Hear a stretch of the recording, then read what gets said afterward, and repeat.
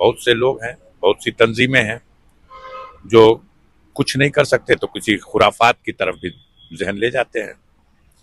और सबसे ज्यादा मददगार पहले ऐसे मामलों के लिए फिल्में हुआ करती थी। फिल्मों में कोई स्टोरी ऐसी आ गई कि उस स्टोरी के लिहाज से कोई घटनाक्रम अंजाम दे दिया जाता था। लेकिन ये जो नया दौर है, मुझे ऐसा लगता है, मैं लोगों के मुंह से सुन रहा हूं कि अब मीडिया जगत के लोग उस तरह की स्टोरी क्रिएट करते हैं और उसको कई ऐसे तंजीमें हैं, संस्थाएं हैं जो अपने लिए जल्दी से मशहूर होने के लिए, पूरे मुल्क में अपनी चर्चा चलाए जाने के लिए बस उसको लेके आगे बढ़ने की कोशिश करती हैं। कुछ हद तक उनको कामयाबी मिलती है, फिर बाद में मायूसी भी होती है, लेकिन ये सिलसिला चल रहा। सबसे सबसे वाइड रोल मीडिया कर रहा, माफ कीजिएगा, मैं उस गोदी मीडिया की बात कर रहा हूं, चाहे वो हिंदी चैनल हो, उर्दू का हो, अंग्रेजी का हो। जब पूरे मीडिया सिस्टम पर, उसके बहुत बड़े हिस्से पर अंबानी और अडानी ने कब्जा कर लिया, चैनल खरीद लिए गए, छुपी हुई बात नहीं रह गई। जी जी। तो जब खरीद लिए गए तो जैसा वो चाहेंगे खबर चलेगी। अब बताने वाले बताते हैं कि रोज पीएमओ से ही एजेंडा दिया जाता है और फिर उसके हिसाब से खबरें चलने लगती हैं। तो आपको क्या लगता है ये एजेंडे जो दिए जाते हैं वो किस लिए दिए जाते हैं? दिए जाते हैं कि मूल मुद्दों से ध्यान बांटा जाए, ऐसा न हो, हम यही उम्मीद करेंगे। मीडिया के साथी चाहते हैं कि हर बार खबरें मिलती रहेंगी अगर इस तरह का सब कुछ होता रहेगा तो, इसलिए हटाया जाता है ध्यान कि कहीं चर्चा इस बात की न चलने लगे कि मुल्क के हालात क्या हैं। 400 रुपये किलो के रेट से लहसुन बिक रहा है, प्याज और आलू के बीच में कंपटीशन चल रहा है, किसी दिन प्याज ज्यादा महंगे रेट में, किसी दिन आलू प्याज से भी ज्यादा महंगे रेट में। खाद्य तेल, दवाएं, नकली दवाएं, रोजमर्रा की जिंदगी में इंसान को इस्तेमाल की जाने वाली सारी चीजें बेकाबू हो चुकी है मार्केट। गवर्नमेंट का नियंत्रण रह ही नहीं गया इस पे। किसानों के साथ धोखा। 2022 तक वादा था हमारे प्रधानमंत्री का कि किसानों की आय दोगुना कर देंगे। आज किसान दिल्ली के दरवाजे पर खड़ा है, दिल्ली में घुसने की इजाजत नहीं दी जा रही। सरकार अपना वादा भूल गई।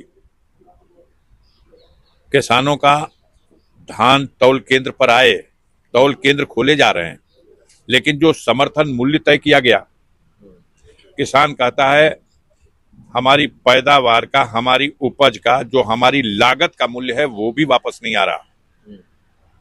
इन सब सवालों से ध्यान हटाना है। करोड़ों बेरोजगार नौजवान जो तैयारियां कर रहे हैं, परीक्षा होने से पहले पेपर लीक हो जा रहे हैं, ये सवाल बहस का मुद्दा न बने। देश पर कर्ज का बोझ बढ़ता जा रहा है।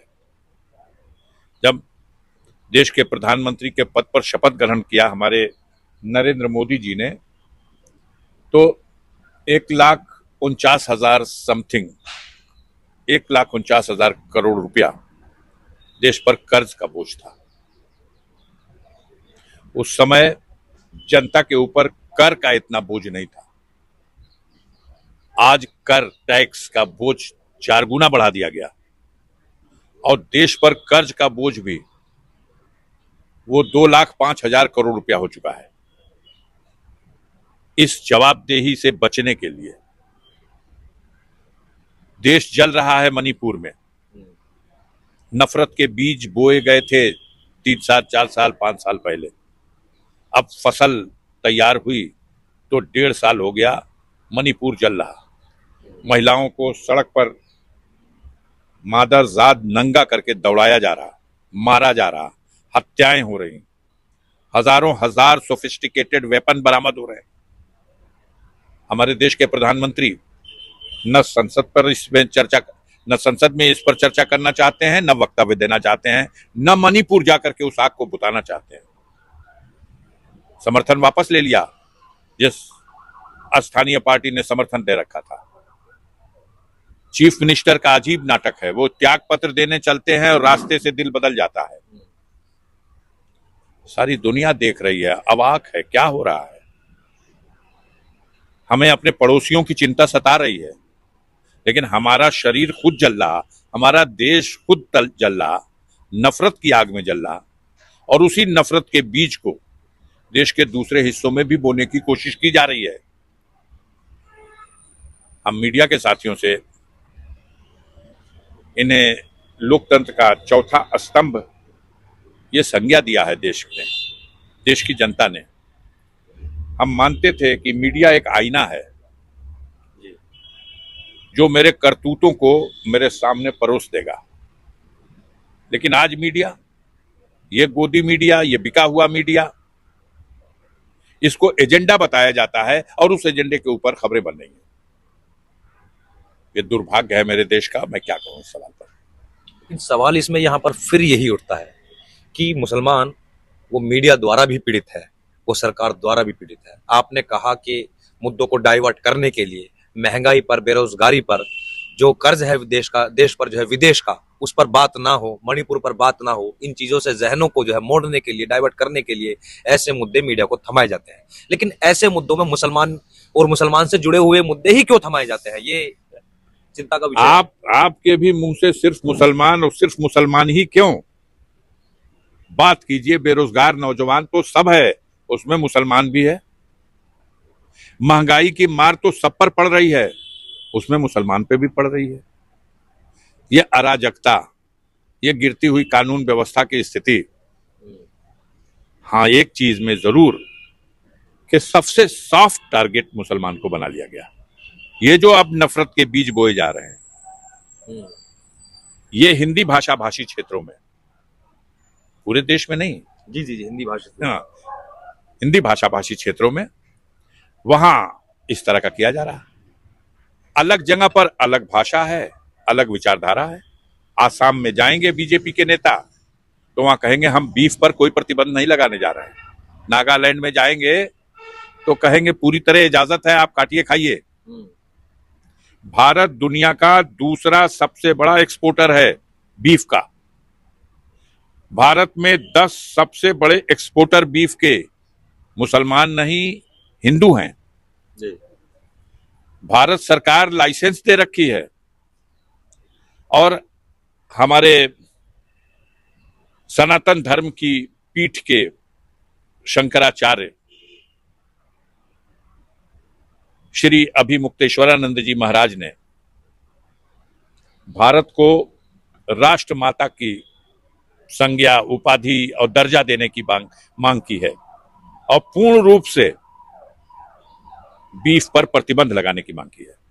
मैं उनकी मांग का समर्थन करता हूं, मैं उनकी मांग का समर्थन करता हूं और इस सरकार के लिए बहुत बड़ी चुनौती है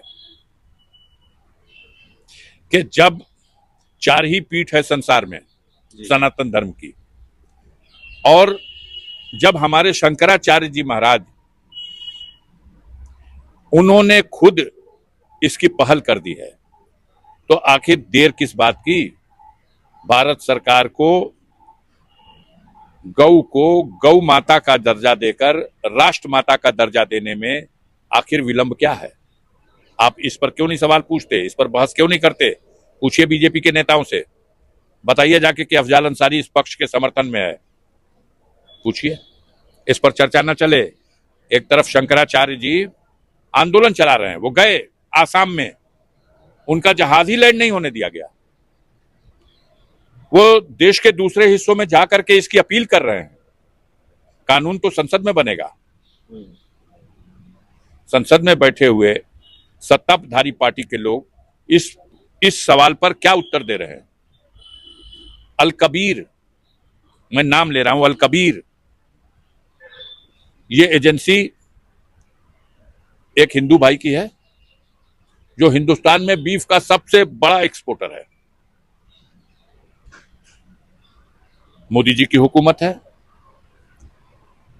और सनातन धर्म की बहुत पैरवी कर रहे हैं।